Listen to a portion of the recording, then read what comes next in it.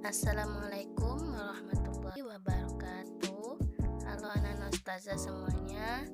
Yuk sebelum belajar kita baca doa dulu. Bismillahirrahmanirrahim. Rabbi zidni ilman warzuqni fahma. Baik, kali ini ustazah akan menjelaskan tentang sistem klasifikasi makhluk hidup dengan bahasan 3 pokok, yaitu ayat Al-Quran tentang klasifikasi, ciri-ciri makhluk hidup, dan sistem klasifikasi 5 kingdom. Nih, ayat Al-Quran tentang klasifikasi tumbuhan, yaitu bisa nanti anak ustazah baca, yaitu Quran Surah Toha ayat 53. Kemudian ayat Al-Quran tentang klasifikasi hewan, yaitu Quran Surah An-Nur ayat 45. Nanti dibaca ya nak. Baik, selanjutnya kita masuk pada ciri-ciri makhluk hidup. Ada 7. Yang pertama bergerak. Bergerak ini semua bergerak, baik tumbuhan maupun hewan. Kemudian bernapas, memerlukan makanan, mengeluarkan zat sisa, tumbuh dan berkembang biak, dan peka terhadap rangsangan. Contoh dari peka terhadap rangsangan ini bisa kita lihat pada tumbuhan putri malu, dimana kalau kita sentuh dia akan menutup. Artinya dia peka terhadap rangsangan. Sistem klasifikasi makhluk hidup ini pertama kali ditemukan oleh Carolus Linnaeus atau Carl von Linné pada tahun 1753 untuk tumbuhan dan tahun 1758 untuk hewan, di mana dia juga mengusulkan sistem tata nama makhluk hidup dengan menggunakan sistem tata nama binomial nomenklatur. Contohnya seperti Oryza sativa. Jadi Oryza sativa ini merupakan nama Latin dari padi. Dia memiliki tata cara penulisan nama Latin tersebut. Salah satunya ditulis dengan huruf miring, kemudian huruf awal pertama dia ditulis dengan huruf besar. Kata pertama ditulis dengan huruf besar, kata kedua ditulis dengan huruf kecil. Sistem klasifikasi 5 kingdom ini yaitu Robert Whittaker pada tahun 1969 yang merupakan ilmuwan yang menggolongkan makhluk hidup menjadi 5 kingdom: kingdom Monera, Protista, Fungi, Plantae dan Animalia. Jadi ini merupakan perbedaan urutan takson pada tumbuhan dan hewan. Bisa dilihat kalau untuk tumbuhan kerajaan ini disebut dengan regnum, sedangkan untuk hewan tetap aja kingdom. Kemudian yang kedua, tingkatan kedua, yaitu untuk tumbuhan dia divisio, sedangkan untuk hewan dia menjadi phylum. Oke, kita masuk pada bagian yang pertama, yaitu kingdom Monera. Monera ini merupakan makhluk hidup yang struktur sel penyusun tubuhnya belum mempunyai membran inti, sehingga bahan intinya masih bercampur di dalam sitoplasma.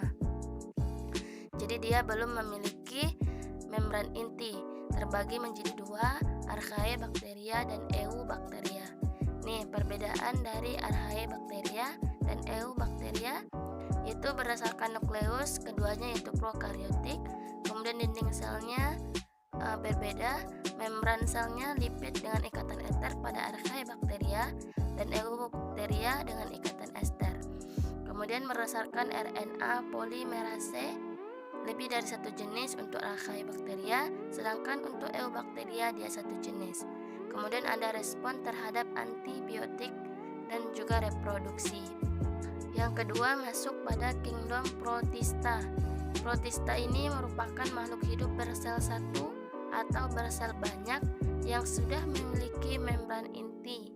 Terbagi menjadi 3 klasifikasi, yaitu Protista mirip lendir, Protista mirip tumbuhan atau alga, dan Protista mirip hewan.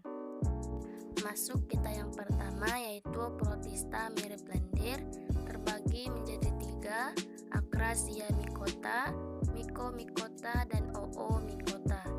Yang kedua yaitu Protista mirip tumbuhan atau biasa kita sebut dengan alga.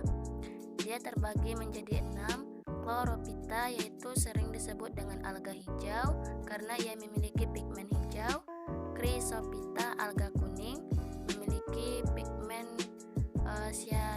cyantonin atau warna kuning. Kemudian Phaeophyta yaitu biasa disebut dengan alga coklat. Kemudian ada Pyrophyta. Yang kelima Rhodophyta yaitu alga merah. Dan yang terakhir yaitu Euglenophyta atau sering kita sebut dengan alga yang mirip seperti Euglena. Jadi protista mirip tumbuhan ini sering kita temukan di air laut, contoh seperti Chlorophyta atau biasa disebut dengan ganggang. Kemudian protista mirip hewan atau protozoa terbagi menjadi 4. Yang pertama yaitu Rhizopoda, jenis protozoa yang bergerak dengan memfungsikan pseudopodia atau kaki semu, contohnya seperti Amoeba sp. Yang kedua yaitu Flagellata, jenis protozoa yang bergerak dengan memfungsikan flagel atau bulu cambuk, contohnya seperti Euglena viridis sp. Kemudian yang ketiga yaitu Ciliata, di mana ini merupakan jenis protozoa yang bergerak dengan memfungsikan silia atau rambut getar, contohnya seperti Paramecium sp. Yang terakhir yaitu Sporozoa. Sporozoa ini merupakan hewan yang tidak memiliki alat gerak, contohnya seperti Plasmodium. Kemudian kita masuk pada kingdom fungi, dia terbagi menjadi 4. Zygomycota, contohnya seperti jamur roti. Kemudian Ascomycota, jamur oncom. Kemudian Basidiomycota, jamur kuping. Ini merupakan jamur yang sering kita jumpai atau sering juga bisa dibuat untuk memasak. Kemudian ada Deuteromycota, contohnya seperti kutu air. Umumnya Deuteromycota ini merupakan jamur yang merugikan tempat sebagai tempat tinggal, contoh seperti atau biasa disebut dengan parasit yang merugikan inang yang ditumpanginya seperti kutu air ini. Kemudian kita masuk pada kingdom Plantae atau disebut dengan tumbuhan.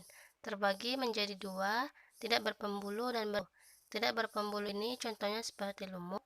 Yang berpembuluh ini contohnya paku dan tumbuhan berbiji. Klasifikasi lumut ini terbagi menjadi 3, lumut daun Bryopsida, lumut hati Hepaticopsida, dan lumut tanduk Anthocerotopsida. Ciri-ciri umum dari lumut ini, dia belum memiliki akar, batang, dan daun sejati. Kemudian dia memiliki klorofil dan bereproduksi dengan spora. Kemudian yang kedua kita masuk pada tumbuhan paku atau Pteridophyta, merupakan tumbuhan yang sudah memiliki akar, batang, dan daun sejati. Berasal dari kata pteron, sayap, dan piton, tumbuhan. Klasifikasi tumbuhan paku ini terbagi menjadi 4, paku sejati Phyllocophyta, paku kawat Lycophyta, paku purba Silophyta, dan paku ekor kuda Sphenophyta. Nanti setiap dari paku sejati atau setiap paku memiliki kelasnya atau ordo masing-masing. Kemudian kita masuk pada tumbuhan berbiji terbuka atau Gymnospermae, terbagi menjadi 4, Cycadales yaitu kelas seperti pakis haji, pakis Pakistan. Kemudian yang kedua Ginkgoales, contohnya seperti tumbuhan ginkgo. Kemudian yang ketiga Coniferales, contohnya seperti pohon pinus. Dan yang keempat kelas Genetales, contohnya seperti melinjo.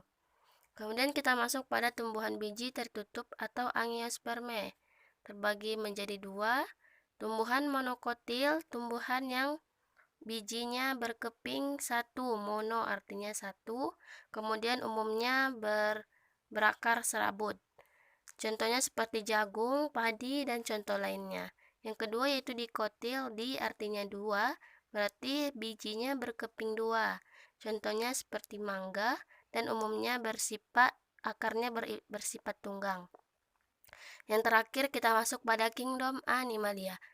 Animalia ini terbagi menjadi 2, invertebrata, hewan yang tidak memiliki tulang, dan vertebrata hewan yang memiliki tulang. Hewan yang tidak memiliki tulang ini terbagi menjadi 9 protozoa. Kemudian ada porifera. Porifera ini umumnya di laut. Ciri khasnya yaitu memiliki pori-pori pada tubuhnya. Kemudian yang ketiga yaitu Coelenterata. Coelenterata ini merupakan hewan yang tubuhnya berongga atau berusus, contohnya seperti ubur-ubur, Aurelia aurita. Kemudian yang keempat yaitu Platyhelminthes, merupakan cacing yang berbentuk pipih, tubuhnya berbentuk pipih dan umumnya bersifat parasit. Yang kelima yaitu Nematelminthes, cacing yang berbentuk gilik, di mana kedua ujung tubuhnya berbentuk runcing. Ini contohnya seperti Ascaris lumbricoides atau cacing perut. Kemudian yang keenam yaitu Annelida, cacing yang tubuhnya terdiri dari segmen-segmen, contohnya seperti lintah ataupun pacet. Yang selanjutnya itu Mollusca, hewan yang bertubuh lunak, baik dilindungi oleh cangkang maupun yang tidak dilindungi oleh cangkang. Ini contohnya seperti keong. Kemudian ada Arthropoda.